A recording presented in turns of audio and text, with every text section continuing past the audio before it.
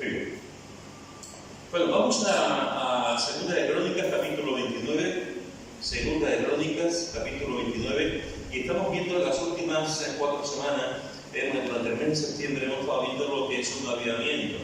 Y el significado de un avivamiento y por qué necesitamos un avivamiento. Y hemos visto un ejemplo maravilloso de lo que es el avivamiento en el reinado de Ezequías. Y hemos visto cómo este rey se comprometió en la obra de Dios. Este rey volvió a andar los caminos de Dios e hizo que el pueblo de Israel también y de Judá volviesen a los caminos del Señor también. Y vimos cómo se involucró, cómo hizo que los levitas viviesen en santidad, cosas que hasta ese momento habían dejado de vivir en santidad, y los sacerdotes también. Vimos también cómo hizo un llamamiento al servicio y cómo él puso que los que estaban allí tenían que estar sirviendo al Señor, cómo también sacaron la inmundicia, toda la inmundicia que estaba en el templo, porque el templo había estado durante mucho tiempo cerrado. El padre de Ezequías, Acán, había cerrado el templo y aquello se ensució, aquello estaba sucio y había mucha inmundicia, y sacaron la inmundicia. Y estuvimos hablando de la importancia de sacar la inmundicia en la sociedad que tenemos todos nosotros, la sociedad que tenemos a veces como iglesia, la inmundicia que tenemos a veces como iglesia y la inmundicia que tenemos también a nivel individual, a nivel personal. Y vimos también cómo hizo el llamamiento también a la adoración, y cómo hizo que los sacerdotes, los levitas y el pueblo en general estuviesen adorando, estuviesen cantando también al Señor. Esos 4 pilares, digamos, Ezequías pues puso todo su deseo, todo su celo para que tuviese ese avivamiento en el pueblo. Y vimos también cómo este hombre, que fue rey muy joven, desde el principio lo tuvo claro y se involucró de una forma clara en ese avivamiento. Y la semana pasada, si recordáis, estuvimos viendo en los versículos 6 de Segunda de Crónicas, capítulo 29, versículos 6 y 7 dice: porque nuestros padres se han rebelado y han hecho lo malo ante los ojos de Jehová nuestro Dios, porque le dejaron y apartaron sus rostros del tabernáculo de Jehová y le volvieron las espaldas, y aún cerraron las puertas del pórtico y apagaron las lámparas, no quemaron incienso ni sacrificaron holocausto en el santuario Dios de Israel. Y la semana pasada, si recordáis, hicimos una pequeña definición de lo que es el avivamiento y vimos que el avivamiento tiene que ver con darle vida a una iglesia que está casi muerta o darle vida a un creyente que está casi muerto. Y vimos que una de las cosas que vemos en el texto que hemos leído es que Ezequías dice: nuestros padres se han rebelado. Y esto es muy interesante porque no dice mi padre se rebeló. Quien realmente llevó todo aquello, quien cerró las puertas del templo, quien llevó a Judá a la idolatría, quien hizo que hubiese un retroceso espiritual de una forma tremenda, fue Acán, fue su padre. Pero no solamente él. El padre tenía una gran responsabilidad porque era el rey. Podía haber parado aquello, pero no lo paró, él simplemente lo inició. Pero los padres lo siguieron. Los padres de familia siguieron y no se enfrentaron a lo que él había hecho. Y los sacerdotes tampoco hicieron su labor. Por lo tanto, aquí vemos cómo dice que los padres se habían rebelado, no solamente su padre Acán. Y intentamos contestar a una pregunta: ¿cuándo nos rebelamos contra Dios? Y vimos 3 posibles respuestas. La primera es: nos rebelamos contra Dios cuando abunda el pecado en la iglesia. La segunda es: nos rebelamos contra Dios cuando nos olvidamos del bien que Dios nos ha hecho. Y la tercera fue que nos rebelamos contra Dios cuando no obedecemos su palabra. Eso fue más o menos lo que hemos visto hasta ahora y lo que vimos la semana pasada. Pero fijaros que Ezequías sigue diciendo alguna cosa más en el versículo 6. Dice: nuestros padres se han rebelado y han hecho lo malo ante los ojos de Jehová nuestro Dios, porque lo dejaron. Fijaros que dice el texto que han hecho lo malo. han hecho lo malo. Los padres de familia, los que tenían que estar cuidando a sus hijos, los que tenían que enseñar a sus hijos la ley de Dios, los que tenían que proteger también a sus mujeres y hacerlas ver la santidad de Dios, y que el pueblo de Israel, ese pueblo que estaba apartado para que el Señor, viviese en consonancia al llamamiento que Dios les había dado. Lo que hacen no solamente es que se rebelan contra el Señor, los padres y el pueblo en general, sino que además lo dejaron a aquel que los llamó, dejaron a aquel que los sacó de la esclavitud y los llevó a la tierra prometida, dejaron a aquel que hizo milagros en Israel, desde la salida, el Mar Rojo, el maná, las codornices, tantos milagros que ellos pudieron ver. Dejaron a aquel que les dijo: aquí está la tierra prometida, y entraron por el Jordán y conquistaron la tierra prometida. Dejaron a aquel que les dijo que vais a estar en una tierra que va a haber leche, que va a haber uvas, que va a haber vino, una tierra hermosa, bonita, ahí os voy a conducir. Olvidaron a aquel que se presentó delante de Moisés y que le dio la ley, y que cuando Moisés bajó del monte estaba con la cara transfigurada. Dejaron a aquel que se manifestó una y otra vez a Israel. Los israelitas no podían haber dicho nunca podían haber dicho: Dios no nos ha hablado, Dios no nos ha dicho nada, Dios no se ha revelado, porque hubiese sido una gran mentira. Dios se reveló de una manera y de otra, continuamente a Israel. Pero lo dejaron, abandonaron al Señor completamente, se rebelaron contra Él y hicieron lo malo delante de Dios. ¿Cómo se puede hacer lo malo delante de Dios? ¿Cómo podemos llegar a tomar iniciativas malas? Os recuerdo, y sé que lo sabéis, os recuerdo que la Iglesia es capaz de hacerlo mejor y la Iglesia es capaz de hacerlo peor. La Iglesia es capaz de ser una comunidad terapéutica, de ser una comunidad sanadora, de ser una comunidad que trae sal y vida a la sociedad y a los creyentes, pero la Iglesia también es capaz de hacerlo mal. La Iglesia también a veces somos crueles con la gente, somos crueles con los niños. A veces en la historia de la Iglesia evangélica, no solamente en la Iglesia católica o en otras religiones, también en la historia de la Iglesia evangélica se ha matado a personas en vista de un Dios santo, y se han hecho barbaridades también. Somos capaces de lo peor y somos capaces de lo mejor. Y aquí vemos como ellos dijeron que ellos hicieron lo malo ante los ojos de Jehová.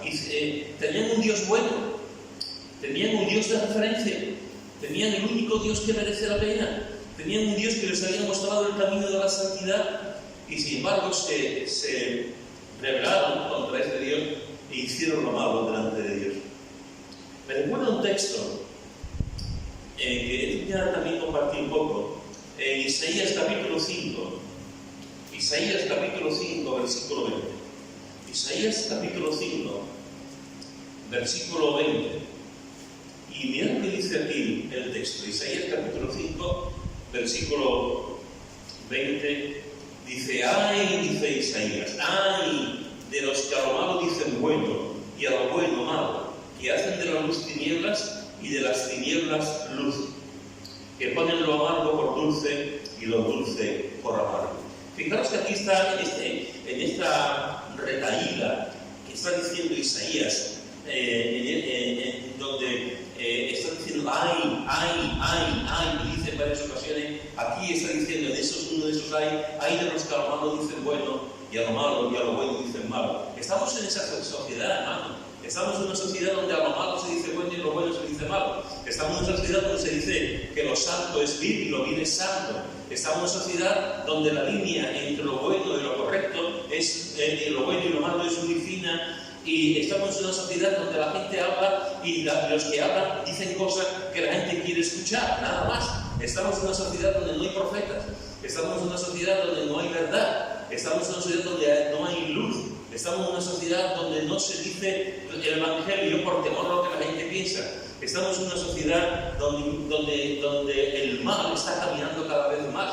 No solamente está caminando, es que está corriendo el mal, como en los tiempos de las ciudades de Rayatura, en Sodoma y Gomorra, etcétera, etcétera, etcétera.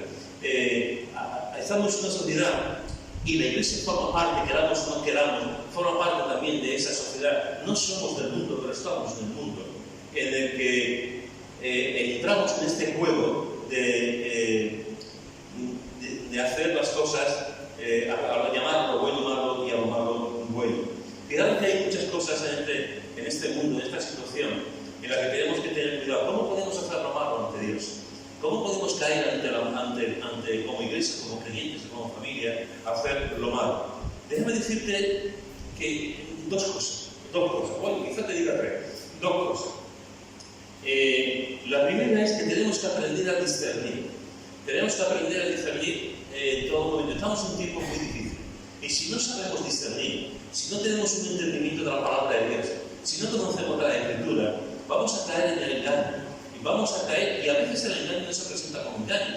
A veces el engaño viene con una ropa muy bonita, como el pecado. Permitidme deciros que el pecado siempre viene con una ropa muy bonita, pero no nos damos cuenta que cuando esa ropa se quita, el pecado es lo más grotesco, lo más feo, lo más horroroso y lo que nos esclaviza. Pero viene siempre bonito. Por eso a la gente le gusta el pecado. Nos gusta el pecado, porque siempre es apetecible, porque siempre parece bello, porque siempre parece que nos va a dar algo que estamos buscando. Y cuando ofrece su auténtica cara, es una cara de maldad, es una cara de muerte, es una cara donde no vamos a ser nunca felices. Y en el mundo en el que estamos, pues hay cosas que tenemos que aprender a discernir.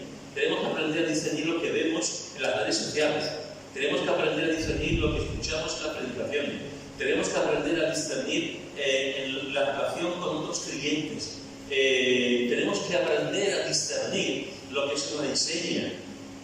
Tenemos que aprender a discernir, a veces entre líneas y a veces de una forma a veces muy clara, pero otras veces no muy clara, lo que se dice, los predicadores, lo que se dice en la iglesia, las canciones, todo. Tenemos que aprender a discernir lo bueno y lo malo, porque nos va mucho en el momento en el que estamos viviendo. A mí me hace mucha gracia, por ejemplo, que escucho a veces, yo entiendo cómo se dice, pero desde la Guerra de las Galaxias, desde la primera Guerra de las Galaxias, que yo fui a verla hecho con Charlie, fui a verla hecho con un jovencito, a ver la Guerra de las Galaxias.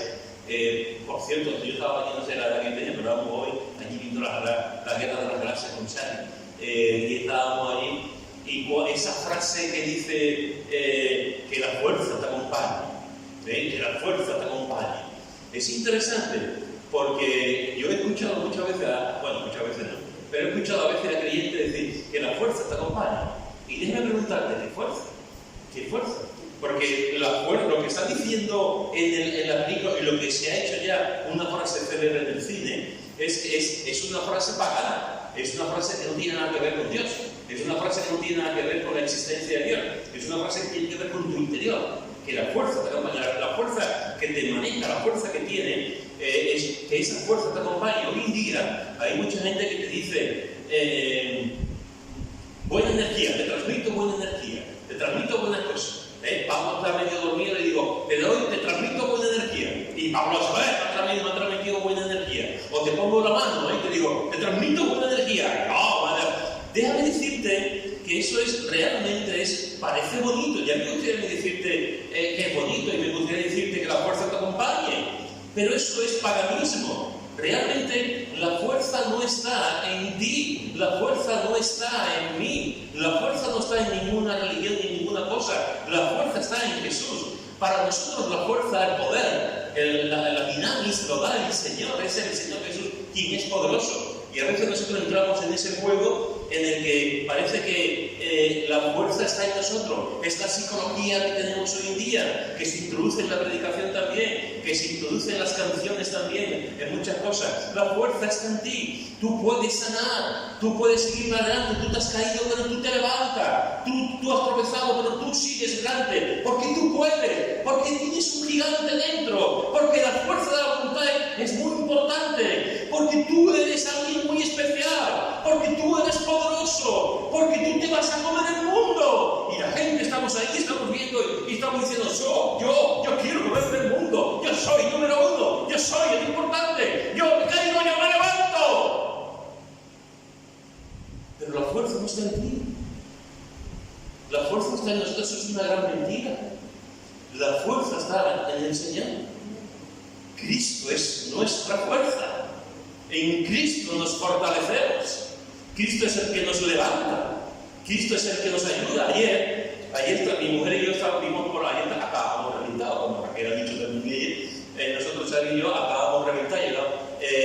Nos quedamos en casa y vimos la conferencia de este hermano, de Nick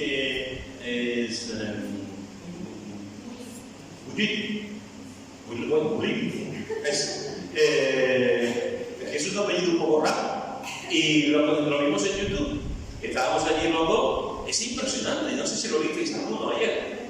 Ellos lo vieron. Es impresionante. Una persona así, sin piernas, sin brazos, con un dominio de cámara, con una capacidad de expresión, una capacidad de predicar. O sea, pero tú ves aquello y tú decías, y cuando él dijo, mis padres son cristianos, mi padre es cristiano, yo le dije a Xavi, ¿qué pasaría en la mente de los padres cuando ¿Qué pasaría en la mente de los padres cuando vieron esa gente? Y me sorprendió cuando una cosa que él dijo, que es que los médicos se habían equivocado.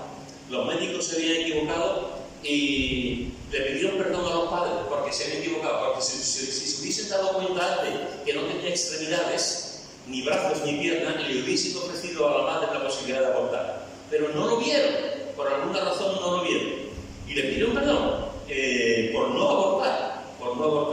A mí me dijo hace poco, no hace mucho, me dijo, ¿ahora no se ven niños con síndrome de Down como se ven antes? Y yo dije, pues claro, no se ven tantos niños de síndrome de Down. ¿Por qué? Porque los abortan. En nuestra iglesia en Utrera hay un matrimonio que los médicos le dijeron que su hija iba a nacer con síndrome de Down y tenía el 90% de posibilidades. Y este matrimonio siguió adelante con el embarazo, siguió adelante con el nacimiento y tuvieron una hija que no tuvo síndrome, que no tiene síndrome de Down. Y le pusieron alegría, dirá que es bonito, le pusieron alegría, pero siguieron adelante. Hoy en día te dicen, tu hijo va a nacer con síndrome de Down o va a nacer sin extremidades y te ofrecen el aborto. Por eso ahora hay menos niños y niñas que podemos ver en la calle con síndrome de Down. Cuando yo vi a este hermano compartir la palabra sin extremidades, con una capacidad enorme para hablar, hay algo que se te remueve, que se te mueve dentro. Hay algo que se te mueve dentro, ¿no? Él tiene que estar dependiente para todo. Para que le lave los dientes, para peinarse, para lavarse, para ir al cuarto de baño, para ir a una piscina, para comer, para que lo levanten de la cama, para que lo pongan en la cama, tiene 4 hijos. Este no ha perdido el tiempo. 4 hijos. 4 hijos. Casado y con una maravilla lo que Dios ha hecho. Y este hombre ayer, yo lo que no lo he visto os animo a que lo veáis. Este hombre decía, hay mucha gente que puede pensar que yo pues no soy feliz o que estoy mal o que estoy... él se rebeló contra Dios, de hecho dice que odió a Dios durante un tiempo y que se quiso suicidar también. Pero la realidad, hermanos y hermanas, es que no somos lo que somos. Podemos tener nuestros cuerpos, podemos tener nuestros 2 ojos, podemos tener nuestra entereza mental, podemos ser las personas más inteligentes y más bellas del mundo, y sin embargo, sentirnos culpables, sentirnos atormentados y tener complejos. Este hombre no tenía ningún tipo de complejo. Esto de Dios lo ha hecho así. Dios lo ha hecho así, con un propósito. Difícil de imaginar ese propósito. Muy complicado ver ese propósito, sobre todo en los primeros años de su vida. Pero este hombre ha ido a cientos de países compartiendo el Evangelio, predicando el Evangelio, a cientos de colegios, de universidades, de institutos, hablando sobre el bullying, hablando sobre que el joven puede elegir su camino, que tome decisiones, lo que somos por dentro. Lo más importante de todo es lo que somos por dentro. Lo más importante de todo es quiénes somos. Y lo que somos viene de Dios. Ninguno de nosotros tiene capacidad, ninguno tiene la fortaleza. Yo no puedo decir, Pedro, que la fuerza te acompañe. La fuerza que me acompaña es Dios. La fuerza que me acompaña cada día de mi vida, el hálito por el que respiro, por el que continúo, y tú también, es Dios, es el trino Dios. Y por eso estamos aquí. No es por la fuerza, no es por la electricidad de tus humanos. No es por la energía que damos a los demás, no es por el karma, es por Dios. Seguimos adelante, caminamos y continuamos porque Dios es el Todopoderoso y el que nos guía en todo esto. Así que tenemos que, eso de que la fuerza da, cuidado con esas cosas, cuidado con la psicología barata, cuidado con el hecho de decir que tú tienes el poder. Ninguno de nosotros tenemos el poder. Eso se lo creyó el diablo y así les fue. Eso se lo creyó a Adán y Eva y así les fue. Eso se lo creen los antiguos y los orgullosos, los que no quieren saber nada de Dios, y así les va en muchas ocasiones. La fuerza está en el Señor y es el que nos da la fuerza para continuar. Y déjame decirte también otra cosa que a veces no discernimos y le decimos a lo malo bueno y a lo bueno malo. Otra cosa que yo observo con el paso de los años es que creemos que cuando una iglesia no crece, cuando una iglesia es pequeña, como que pasa algo, como que ocurre algo, como que hay pecado, como que no hacemos el bien, como que hoy en día, como somos en la sociedad en que estamos, la sociedad nos dice éxito, éxito, éxito, éxito, éxito, éxito. La iglesia exitosa es la iglesia que tiene multitudes. La iglesia exitosa es la iglesia que tiene un montón de ministerios. La iglesia exitosa es la que tiene canales de televisión. La iglesia exitosa es la que manda mucho dinero a las misiones. La iglesia exitosa es la que tiene un montón de actividades. Pero ¿y qué pasa con las iglesias pequeñas? Que por cierto, déjame decirte que es la mayoría. ¿Qué pasa con las iglesias pequeñas? ¿Qué pasa con las iglesias que se juntan 10, 12 personas? ¿Qué pasa con las iglesias que se juntan 20 y se llevan 50 años juntándose 20? Esas iglesias son un fracaso. Esas iglesias no están llenas del poder de Dios. Esas iglesias no tienen el Espíritu Santo. Esas iglesias no están realmente intentando hacer lo mejor posible. Esas iglesias están mal. Déjame decirte que no. Otra vez. No. Dios no mira el éxito. El ser humano mira el éxito. Dios mira la fidelidad. Dios mira la fidelidad. Dios mira el compromiso. Cuando tú conoces a una persona que está ahí fiel en el Señor por espacio de 25, 30, 35, 40, 50 años, ahí que se mantiene como un roble, que no se mueve, que sigue ahí, esa persona a los ojos de Dios, permitirme, tiene éxito. Porque esa persona, yo he ido, a lo largo de mi vida, he ido a iglesias grandes, he predicado delante de una persona, he predicado delante de 1000 personas, he predicado delante de 5 personas muchas veces, he predicado a grupos de 15 o 20 personas, pero no olvidaré nunca en 2 visitas que hice a una iglesia de aquí de Sevilla, una iglesia pequeñita, hace años, en 2 ocasiones fui. Una iglesia donde habían, no sé si 14 o 15 personas en esa iglesia. Me invitó una vez pastor, fui y fue una maravilla. Una iglesia pequeñita, una iglesia sin muchas cosas, la Santa Cena, la ofrenda, el compartir de un hermano, la predicación del pastor, y ahí se notaba la gloria de Dios. Ahí se notaba la gloria de Dios. No era una iglesia con 500 personas, con 600, con 1000, ¿no? con 200. Y al cabo de unos meses me volví a invitar. Y fui. Un domingo por la mañana. Fui. Y exactamente lo mismo, la misma gente. La misma relación, la misma cosa. Pero había algo hermoso ahí, había algo bonito. Se notaba también la presencia del Señor. A veces, hermanos, nos dicen, desde nuestro propio círculo, nos dicen, el éxito, las iglesias se ven por el éxito. Si no tienen éxito, si no tiene mucha gente, algo ocurre en la iglesia. Y puede pasar, no digo que no, puede pasar que haya pecado, que haya enemistades, que haya carnalidades, puede pasar. Pero no siempre ocurre así. A veces resulta que las iglesias no crecen y Dios sabe por qué.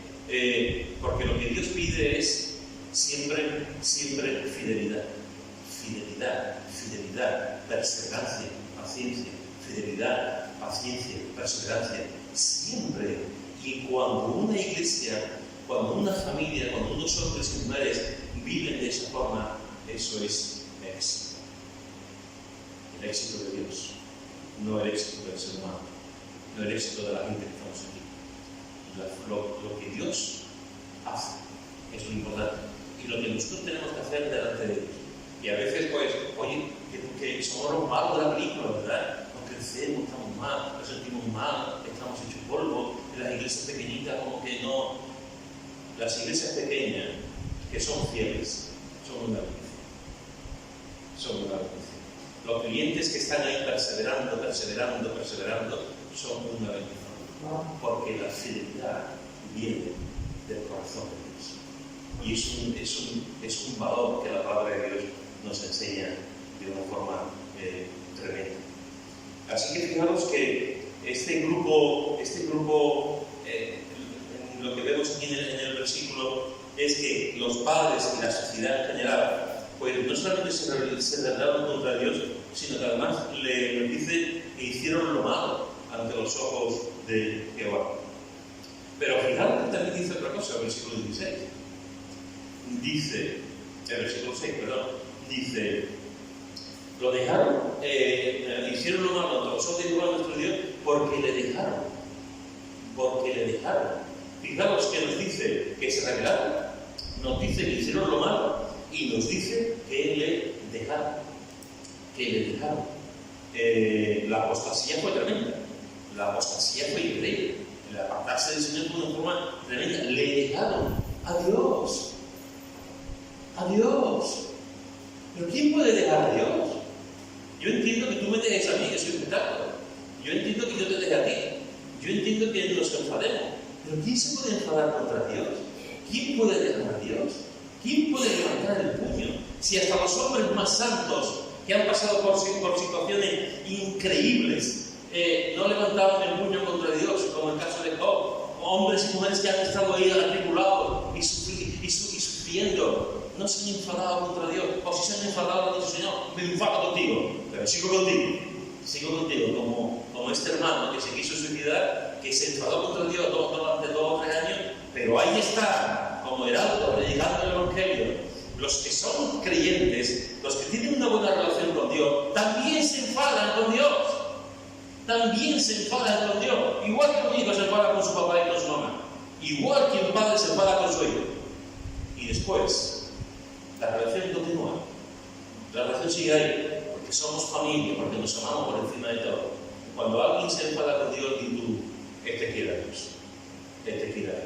Este ama profundamente a Dios. Ya se calma. Fijaos que aquí nos dice que dejaron al Señor. Me suena mucho. Mira lo que dice en Jueces, en el capítulo 2. Jueces, capítulo 2, versículo 10 al 12. Jueces, capítulo 2, versículo 10 al 12.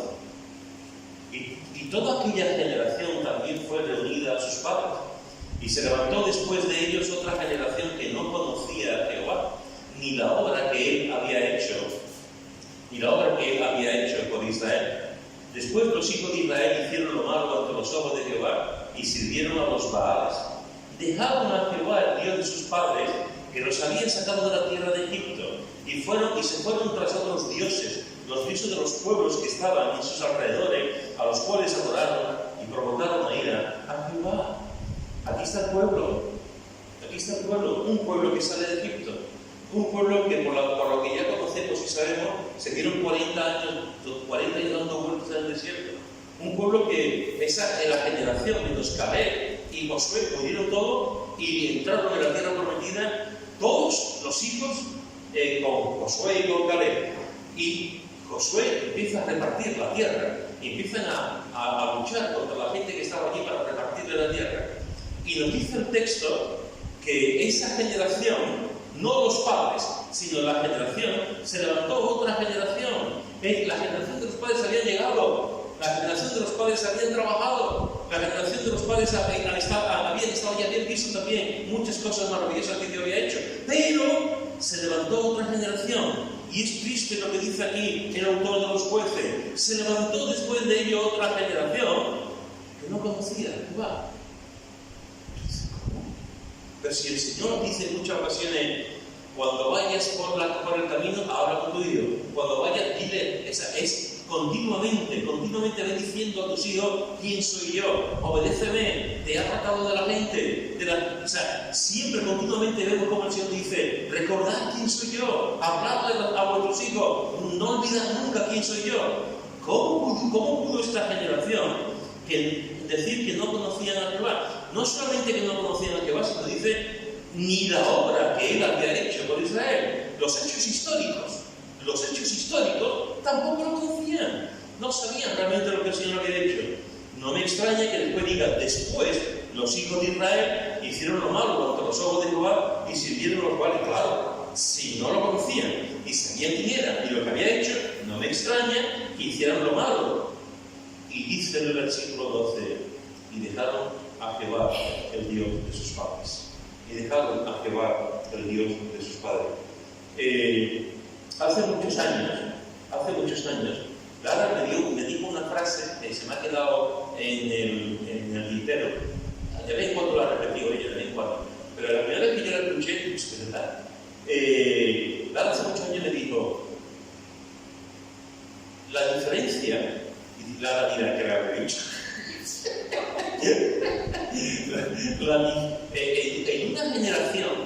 En una generación se puede perder el conocimiento de Dios. Estamos a una generación de perder el conocimiento de Dios. Esa es una afirmación tremenda, pero es verdad. Pensamos que un Dios es inmutable, la palabra de Dios es inmutable, que el Señor, el cristianismo nunca va a desaparecer, porque es imposible que Cristo desaparezca, pero siempre estamos a una generación de que se pierda la verdad. Siempre estamos a una generación para que nuestros hijos no hagan lo que nuestros padres han vivido, lo que los padres han enseñado, la relación de Dios. Yo puedo ser un creyente lo mejor posible y puedo estar con mis hijos y enseñarles la verdad de Dios, pero después mis hijos tienen que tomar las decisiones. Después nuestros hijos tienen que tomar las decisiones. Y si una generación entera se convierte en apóstata, si una generación entera dejan al Señor, ¿qué ocurre? No ocurre, el Señor continuará, porque no estoy preocupado por eso, y la iglesia continuará. Pero es para hacernos pensar. Siempre estamos en una generación, y aquí en esta generación dejaron a Jehová porque no lo conocían. Por eso hay que enseñarles a los niños, por eso hay que estar con nuestros hijos, por eso hay que decir a nuestros hijos que memoricen la palabra. Por eso tenemos que estar con los jóvenes. Por eso tenemos que hacer todo lo posible para que reuniones como la de ayer, o de los jóvenes, o de otra actividad, que vayan. Por eso tenemos que orar por nuestros hijos, por los jóvenes, por los niños, para que estén en los caminos de Dios. Porque se puede levantar una generación sin que conozcan al Señor. Que conozcan la religión evangélica, que hay muchos que lo conocen bien. Que conozcan cómo es nuestra teología, que hay muchos que lo conocen bien, muchas cosas. Pero una cosa es esa, otra cosa es conocer a Jesús de Nazaret. Y amar a Jesús de Nazaret. Y vivir por Jesús de Nazaret. ¿Sabéis algo que todo pueblo lo sabéis de sobra? Hubo uno, el más grande de los grandes, el más humilde de los humildes, el más hermoso de los hermosos. El único Dios que ha pisado esa tierra. Hubo uno que la gente lo dejó. Hubo uno que fue predicando la verdad, el amor, y la gente lo dejó. Dice en Juan, en el capítulo 6, Juan, capítulo 6, dice: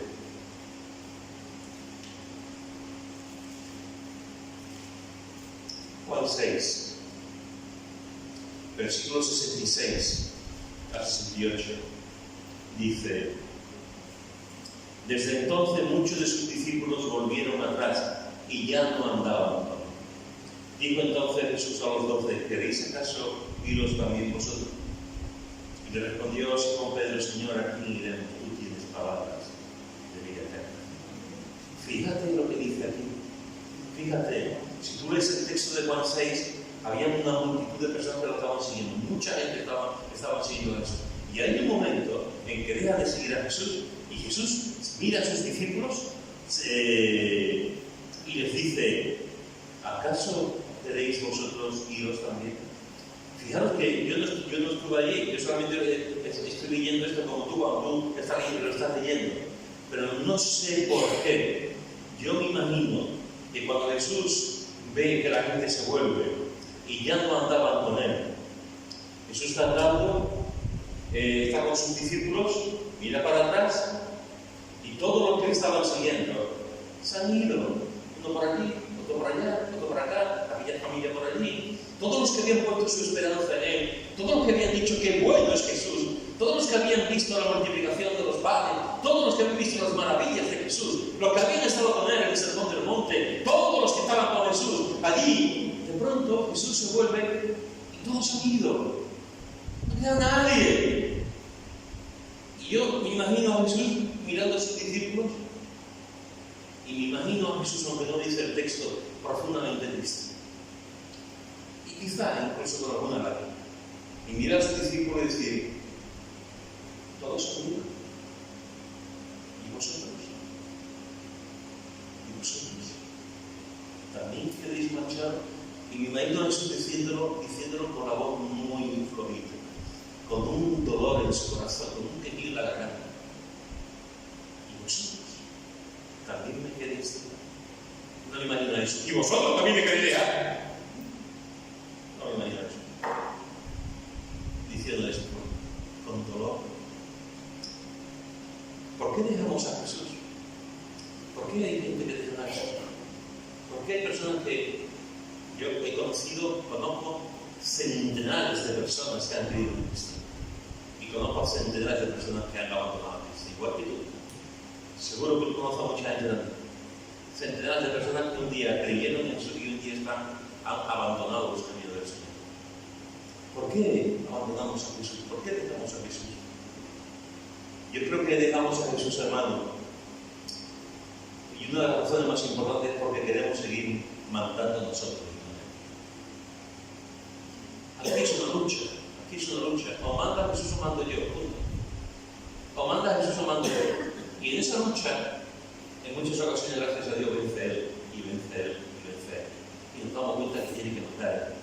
¿Por qué me llamáis Señor, Señor, y no hacéis lo que yo digo? Y Él es el que tiene que gobernar nuestra vida. Y nos damos cuenta y nos tiramos al suelo. Y le decimos: Señor, manda tú en mi vida, sé tú el dueño de mi vida. Pero en otras ocasiones no. En otras ocasiones estamos aquí y decimos: Señor, tú me dices que mandes tú, pero es que yo quiero mandar. Es que yo quiero mandar. Es que yo no quiero hacer, yo quiero vivir mi vida. Yo quiero hacer lo que me apetezca. Yo no quiero pagar el precio de la mandar. Yo quiero estar contigo, porque tú eres muy guay, Señor. Tú eres muy bueno, tú eres fantástico. Pero respeta mi libertad. Respeta mi autonomía. Yo quiero seguirte, pero a mi aire. Eso es lo que ocurre. Yo quiero seguirte, pero a mi aire. Hay mucha gente que abandona los caminos del Señor cuando se dan cuenta de las exigencias de lo que el Señor pide. No solamente dejamos a Jesús porque queremos seguir mandando a nosotros y no Él. También dejamos a Jesús porque queremos que Él sea, pues no solamente que nos mande, sino queremos que sea un tomar. No queremos que sea el primero en nuestra vida. No queremos que sea el primero. Es imposible que podamos andar con Jesús si Jesús no es el primero. Y sabéis, en ocasiones mi cónyuge es lo primero, mi papá es lo primero, mi dinero es lo primero, mi coche es lo primero, mi novia es lo primero, mis estudios son lo primero, mi salud es lo primero, la cervecita es lo primero. cuando otras cosas ocupan el primer lugar, Jesús no puede ser el primero. Y abandonamos a Jesús porque no queremos compartir eso. Queremos ser los primeros, los que gobernemos nuestra vida. Dejamos a Jesús porque no queremos que sigamos que mande nosotros. Dejamos a Jesús porque no queremos que sea el primero. Y dejamos a Jesús porque queremos ser cristianos, pero no discípulos. Esta mañana cuando terminó el culto, se me acerca una hermana que siempre me hace preguntas, o sea, de un humor, pero siempre me hace preguntas graciosas. Lleva años haciendo preguntas así. Y él sabe de sobra. Y esta mañana cuando terminado me dice: te he preguntado una cosa. Yo, venga, ¿es lo mismo ser cristiano que ser discípulos? Y me quedo mirando a los ojos y digo: si tú sabes la respuesta, ¿para qué me preguntáis? Y empezó a reírse. Si tú sabes la respuesta, ¿para qué me preguntáis? Evidentemente no es lo mismo ser cristiano que ser discípulo. Hay muchísimos cristianos, pero discípulos hay poco. Discípulo hay poco. Yo un día te invitaría a que tú en tu devocional, en tu estudio bíblico personal, empieces a estudiar lo que es un cristiano, lo que es un discípulo. Y el abismo es tremendo, la diferencia es tremenda.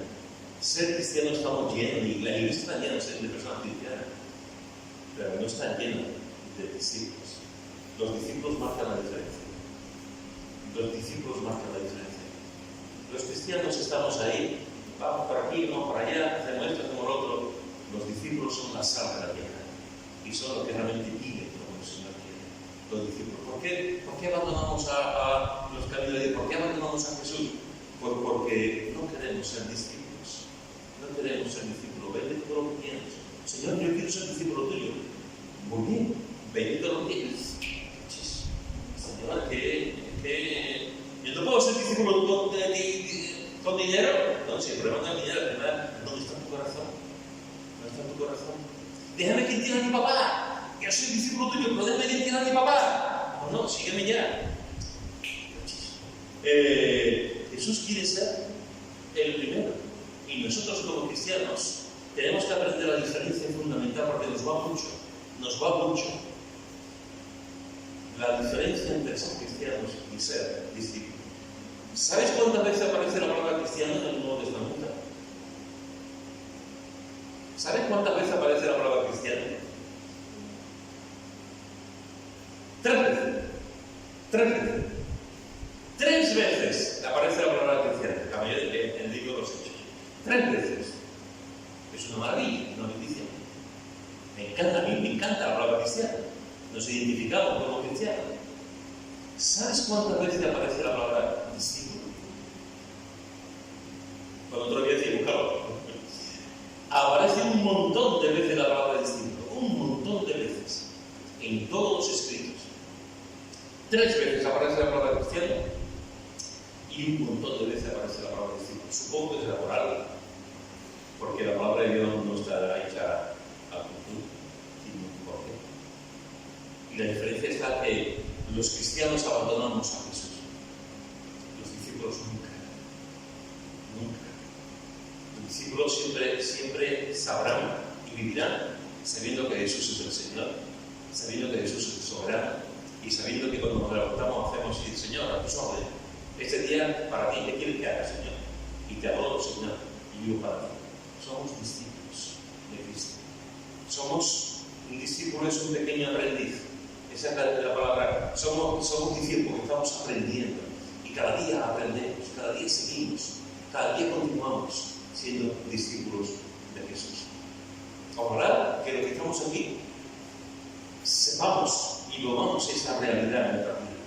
Y seamos cristianos, gloria a Dios, porque somos cristianos. Pero no te conformes con eso. Y Señor, yo quiero ser un discípulo. Quiero ser, toma tu cruz, muere a ti mismo y sigue. Toma tu cruz, muere a ti mismo y sigue. Es lo que dice. Y te aseguro, que no soy nadie para asegurarte nada, pero te aseguro que el creyente, el discípulo que toma su cruz, siga a Jesús y muere a sí mismo, es la persona más feliz de este mundo. Y encuentra un propósito claro en su vida. El cristiano tendrá dudas, el cristiano tendrá problemas, el cristiano llegará a un momento en que si la cosa no va bien, el discípulo continuará. Las iglesias fieles continuarán. Las familias fieles continuarán. Porque son discípulos de Cristo. Hermanos y hermanas, en esta tarde te he dicho un par de cosas. Te he dicho que una de las cosas que hizo en el tiempo de Ezequías es que Ezequías dice que los padres habían hecho lo malo ante Dios. Y te he comentado algunas cosas acerca de la maldad. Y te he dicho también que otra de las cosas que Ezequías dijo es que habían dejado a Dios. Y te he comentado algunas cosas también de lo que significa dejar a Dios. La pregunta es, ¿yo estoy haciendo lo malo delante de Dios? Y la pregunta es, por alguna razón, aunque sean milésimas de segundo, me estoy planteando dejar al Señor. Si tú estás planteándote dejar al Señor, aunque sea por décimas de segundo, por algo que ha ocurrido en tu vida, porque estás defraudado, desilusionado, descontento, triste, amargado, por cosas que te han ocurrido, quítatelo del medio. No permitas que esté en milésima de segundo en tu mente. Porque el discípulo siempre continuará, siempre seguirá. ¿Por qué? Porque su amor a Jesús es apasionado.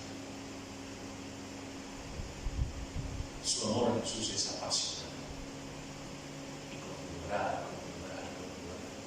Siempre. No olvides, no abandones, no te rindas.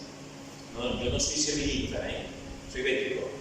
Pero oye, esa frase está bien, no te rindas. No te rindas. Creo que está en el himno del Sevilla. No te rindas. No te rindas. Y sigue adelante. Que Dios nos ayude a hacer lo correcto, a hacer lo malo, lo bueno y no lo malo. Y que Dios nos ayude siempre a tomar la decisión cada día de no abandonar.